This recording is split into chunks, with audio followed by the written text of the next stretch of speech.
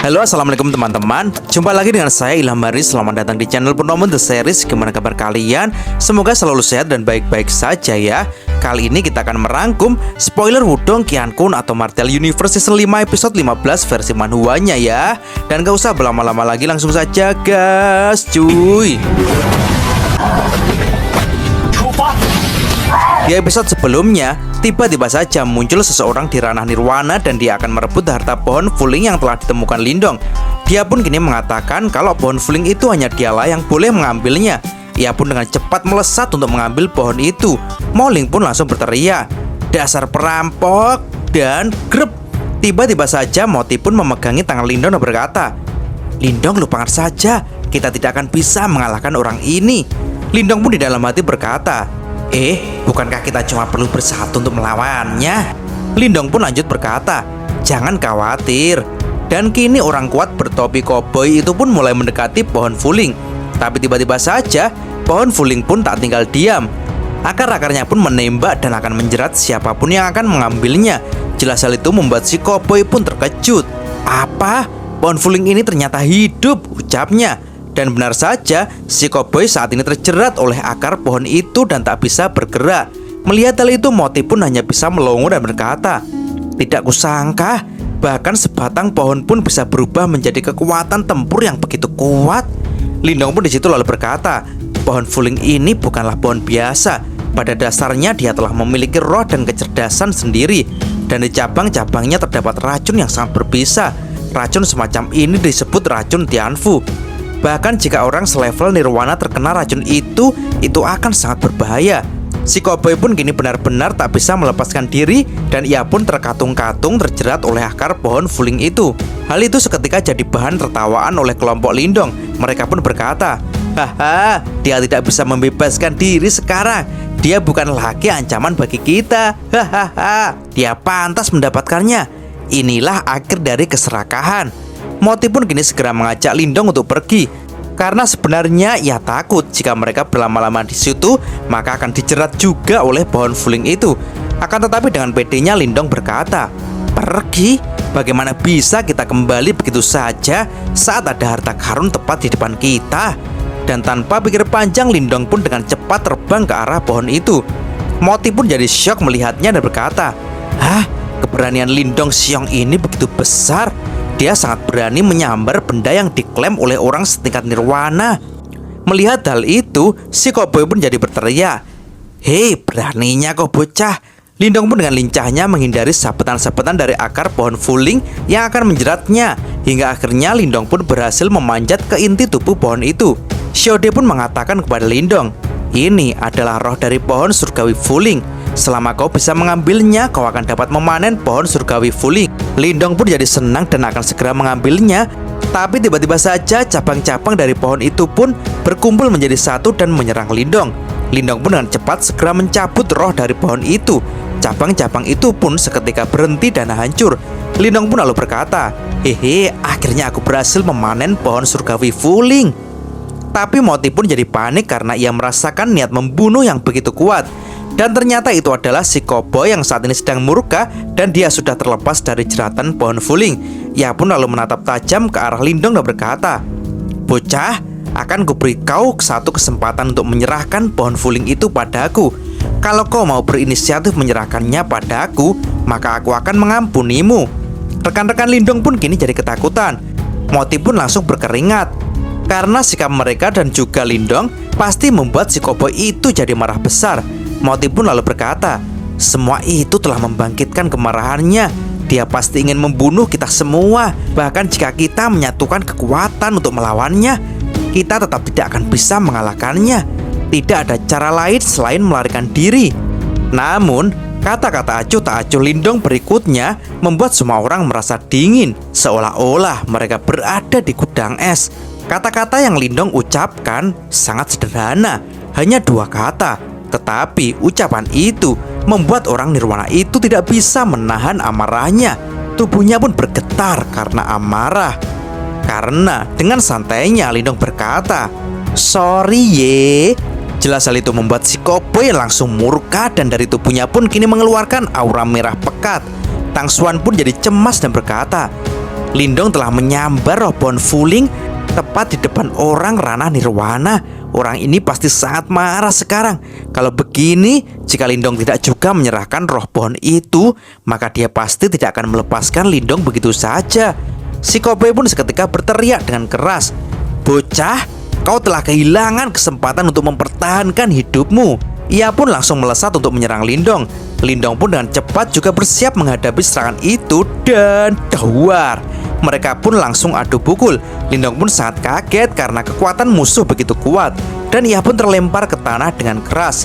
Moti dan Tang Xuan pun jadi panik dan berkata, "Gawat, dia menyerang Lindong Xiong tanpa ampun. Serangannya mungkin bisa membunuh Lindong kali ini."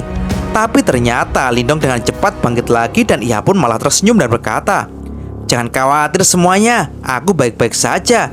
Moti pun hanya melongo dan berkata, "Apa? Pukulan ini seharusnya sudah cukup untuk mengalahkan orang di ranah setengah langkah nirwana." Tapi Lindong Xiong bahkan tidak terluka sama sekali. Melihat hal itu, si koboi pun juga kaget dan berkata, "Tubuh nirvana? Ternyata itu adalah seni bela diri pemurnian tubuh yang mirip dengan tubuh emas nirwana. Tidak heran kau begitu sombong. Tapi jika kau berpikir kau dapat bersaing dengan nirwana berdasarkan hal ini saja, maka biarkan aku memberitahumu sesuatu. Kau itu terlalu naif." Ya, si koboi pun kini mulai serius dan mengerahkan kekuatannya. Moti pun jadi panik dan berteriak, "Gawat, dia mengerahkan seluruh kekuatan tubuh emas nirwana." Si koboi pun kini berteriak, "Ayo, perlihatkan padaku, apakah kau bisa menahan beberapa serangan dari tubuh emas nirwanaku?" Ia pun kini dengan cepat akan menyerang Lindong. "Lindong, cepat lari!" teriak Moti. Si koboi yang sudah sangat dekat pun berteriak lagi, "Kau pikir kau bisa kabur ya? Matilah!" Akan tetapi Lindong pun di situ malah tersenyum. Jelas hal itu membuat si koboi jadi terkejut. Kenapa dia tersenyum? Ucapnya. Dan madawar. Seketika pukulan si koboi pun meledak dengan keras. Wajah Moti dan Tang Xuan pun jadi ketakutan dan berkata, "Selesai sudah. Tidak peduli sekuat apapun tubuh Lindong, dia tidak akan mampu menahannya." Lalu kini terlihat seseorang yang terlempar dari ledakan itu.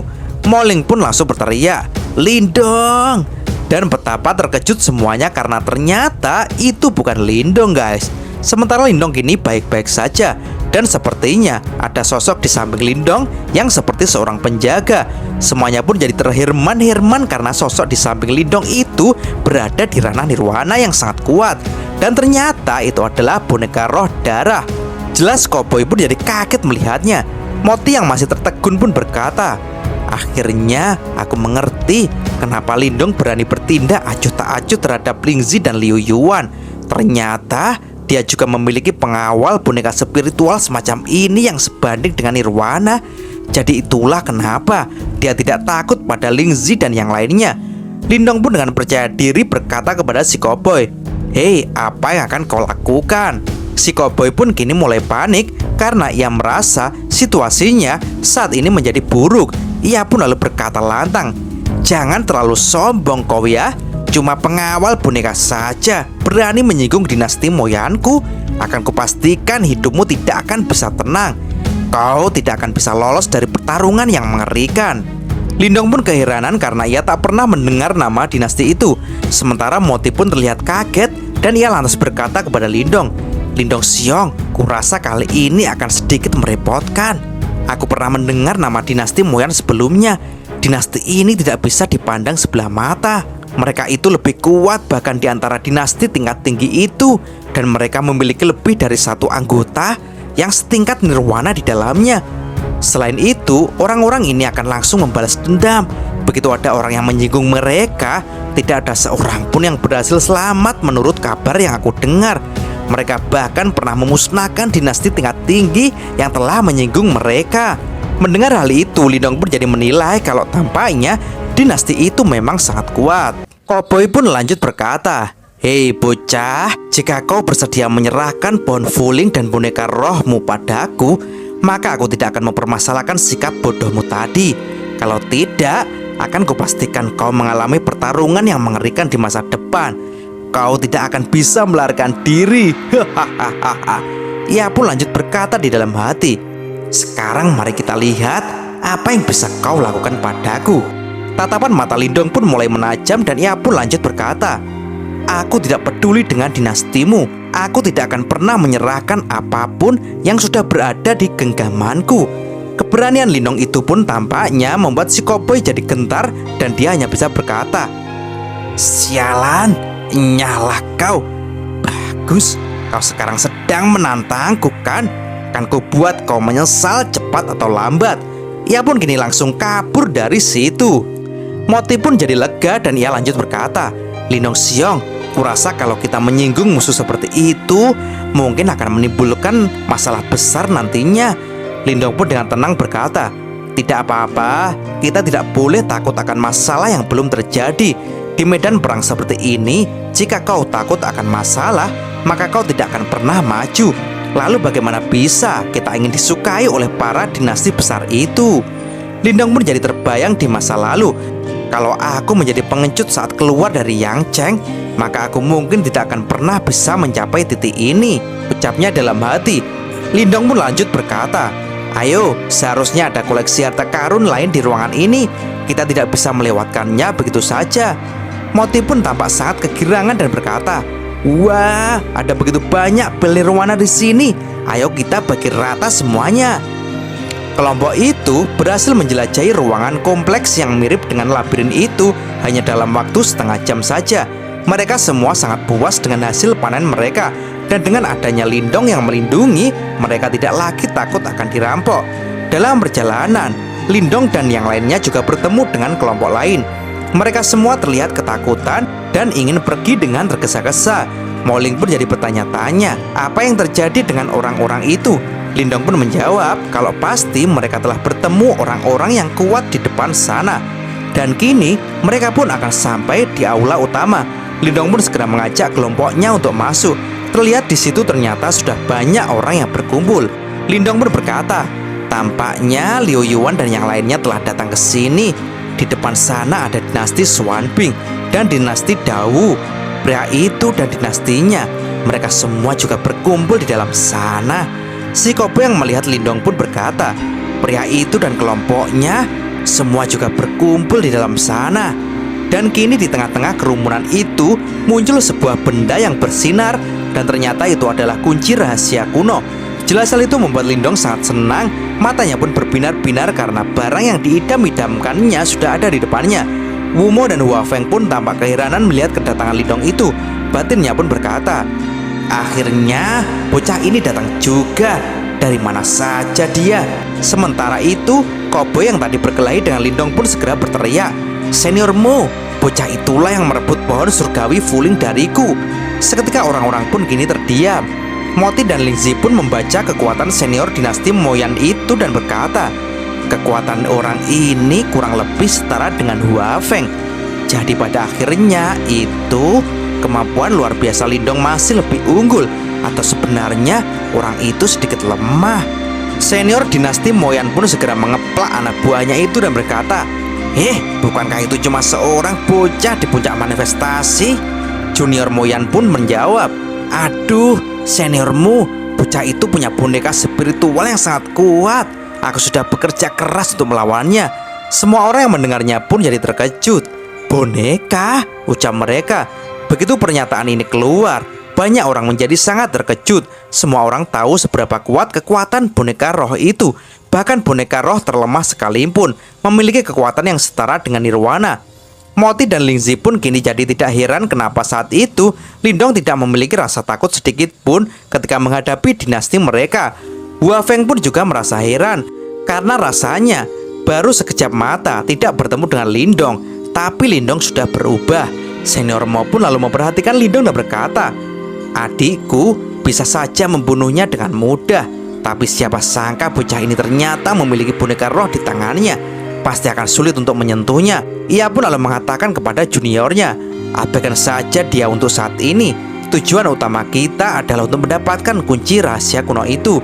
Sebelum itu, tidak perlu bertarung hanya untuk pohon surgawi Fuling. Semuanya kita bahas setelah mendapatkan kunci rahasia kuno. Andaikan itu adalah hari-hari yang biasa, Bahkan jika Lindong memiliki boneka roh untuk melindungi dirinya sendiri di mata dinasti Moyan, dia hanyalah orang lemah yang bisa diremas dengan mudah. Tetapi tidak pada saat ini. Mereka tidak membawa banyak orang. Ada juga banyak orang di sekitar yang sedang mengawasi. Jadi dinasti Moyan harus menahan diri dan tidak boleh gegabah. Lindong pun berkata di dalam hati, meskipun keberadaan boneka roh sudah diekspos dan menarik perhatian banyak orang, tapi tidak ada yang perlu ditakutkan sekarang. Senior Moyan yang bernama Chen Mu itu pun langsung berkata, Hua Feng, Wu Mo, kali ini biarkanlah dinasti Moyanku mendapatkan kunci rahasia kuno ini. Dengan begitu, dinasti besar kalian bisa berhubungan baik dengan dinasti Moyan. Hua Feng pun balas berkata, Chen Mu, asal kau tahu saja ya, pihak kami telah jauh-jauh kemari hanya untuk mendapatkan kunci ini. Bukankah tidak masuk akal bila kau ingin kami menyerahkannya padamu begitu saja? Liu Yuan pun di situ hanya bisa mengamati saja, dan ia pun berkata di dalam hati, saat ini terdapat banyak orang di dalam dinasti milik Hua Feng, sedangkan dinasti Moyan hanya memiliki 5 orang saja. Jelas dinasti Moyan ini kalah jumlah dibandingkan dengan 2 dinasti besar itu. Hua Feng pun di situ lalu mengatakan kepada Chen Mu, sebaiknya kita bersaing dengan kekuatan yang kita miliki saat ini. Chen Mu pun jadi kesal dan dia berkata dengan lantang, dinasti Moyan tidaklah lebih lemah dari kalian. Kalian berani menantang dinasti Moyan kami? Kalian pasti sudah bosan hidup. Hua Feng pun tak takut dan balas berkata, kalau begitu, coba saja hadapi kami. Apa kau pikir dinasti Moyanmu bisa menang melawan kami dalam pertarungan ini, ha? Seketika kedua dinasti itu pun jadi adu mulut. Mereka pun berteriak satu sama lain. Melihat perkelahian itu, Liu Yuan hanya bisa memandangi mereka sambil berkata, di sini hanya mereka yang memiliki kekuatan setingkat nirvana saja yang berhak untuk berbicara. Setelah masalah ini selesai, kami harus berjuang keras untuk mencapai level nirvana. Hanya dengan begitu kami bisa memenuhi syarat untuk mendapatkan sumber daya yang berada di luar jangkauan orang biasa. Dan cerita pun bersambung. Oke teman-teman, terima kasih sudah nyimak alur cerita kali ini sampai habis. Semoga teman-teman terhibur. Jangan lupa terus dukung channel ini agar terus berkembang ya. Dan sampai jumpa di episode selanjutnya. Assalamualaikum warahmatullahi wabarakatuh.